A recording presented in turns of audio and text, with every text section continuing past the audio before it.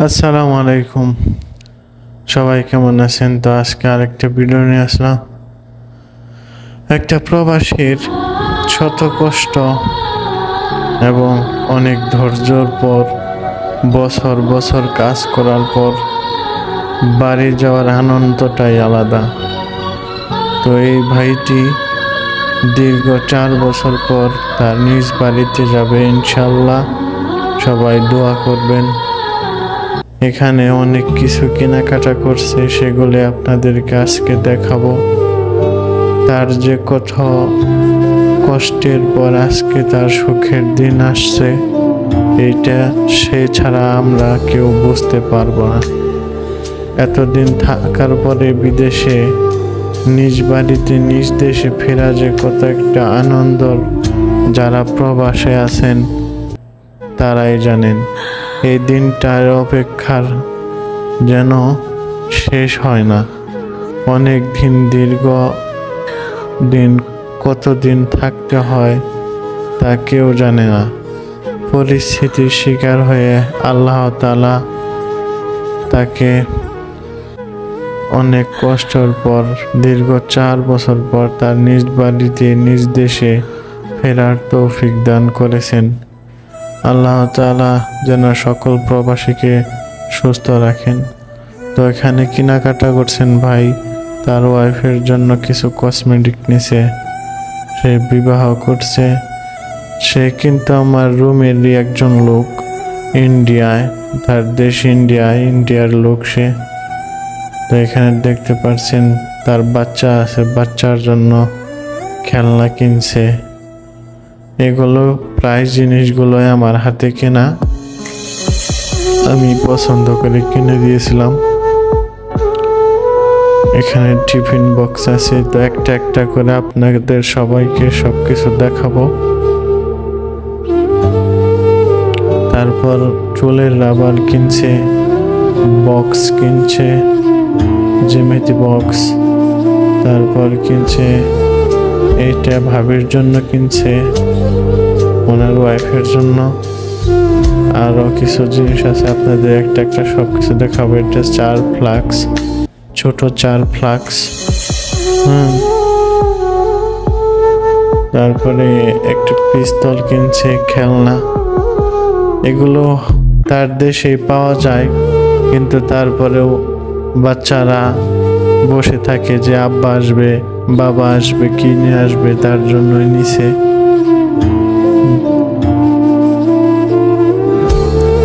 সকলেই ভিডিওটি দেখেন।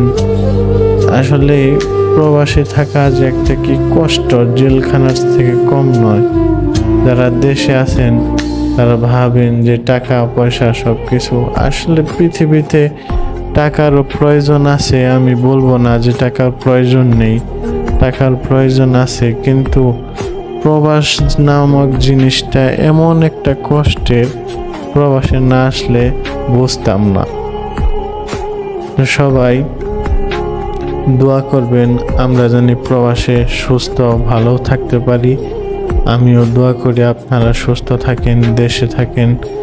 আর এইটাই দোয়া করি জানি আল্লাহ তাআলা সবার রিজিক যার যার দেশে জানি খুব একটা ভালো পরিস্থিতি রাখে। কারণ বিদেশে আইসা কাজ কাম করা, মা বাপ বউ বাচ্চা রেখা অনেক কষ্ট। এটা মুখে বলে বোঝানো যাবে না। এটা অনেক কষ্টকর একটা জিনিস যে নিজ দেশ বন্ধু বান্ধব রেখা বিদেশে আইসা কাজ কাম করা। এটা একটা কি বলবো, আমি মুখে বলে বোঝাতে পারছি না। তো যাই হোক, ভাইটির জন্য দোয়া রইল। আর আমরা ইন্ডিয়াকে নিয়ে ইতিমধ্যে অনেক কথাবার্তা চলতেছে। বাংলাদেশের মানুষ বলতেছে তারা পানি ছেড়ে দিছে, এই করছে, কিন্তু আমাদের তো রুমে থাকে, বুঝতেই পারছেন। ওই লোক হিসাবে খারাপ না, কিন্তু ওকে বলছিলাম যে তারা পানি ছাড়ছ আমাদের দেশে, তারা ভালো না। ওই বলছিল যে তোমাদের বাংলাদেশের সাথে আমাদের মোট 54টি বাঁধ আছে, পানির বাঁধ। তার মধ্যে একটি ছেড়ে দেওয়া হয়েছিল, একটি বা দুটি। এটা পরিস্থিতি, প্রকৃতি, এটা মেনে নিতে হবে। তারপরে যাই হোক, আমরা মিলেমিশে থাকি। আপনারা দেশে যারা থাকেন তারা অযথায় কিছু কারণ ছাড়াই কারোর সাথে ঝগড়া নিয়ে কথা সৃষ্টি, এগুলো একদমই ভালো না।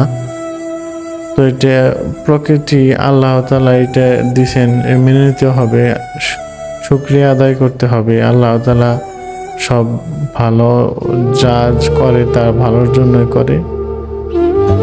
তো এটা কিন্তু মানতেই হবে। আমরা হয়তো দেখিনি, মুরব্বীরা দেখছে বাংলাদেশে আগে অনেক পানি হতো, এখন হয় না কেন? কারণ এখন পানি নিয়ন্ত্রণে থাকে। আমাদের ভালোর জন্য ইন্ডিয়া অনেক অনেক টাকা পয়সা খরচ করে এই পানির বাঁধগুলো বানিয়েছে, ঠিক আছে? এখন তারা আমাদের দেশের বা অন্যান্য দেশের কথায় তারা এখন পানি বন্ধ করে রাখছে, কিন্তু তাদের দেশেও কিন্তু এখন অনেক বৃষ্টি হচ্ছে, অনেক এলাকায় বন্যায় প্লাবিত হয়ে গেছে। তো দোয়া করি আল্লাহ তাআলা যা করে ভালোর জন্য করে। পানি আসছে, তার একটা খারাপ দিক দেখতে হবে যে মানুষের কষ্ট, কিন্তু আল্লাহ তাআলা এর মধ্যে দিয়ে অনেক ভালো জিনিস রাখছে। হয়তো আল্লাহ তাআলা যা করে ভালোর জন্য করে।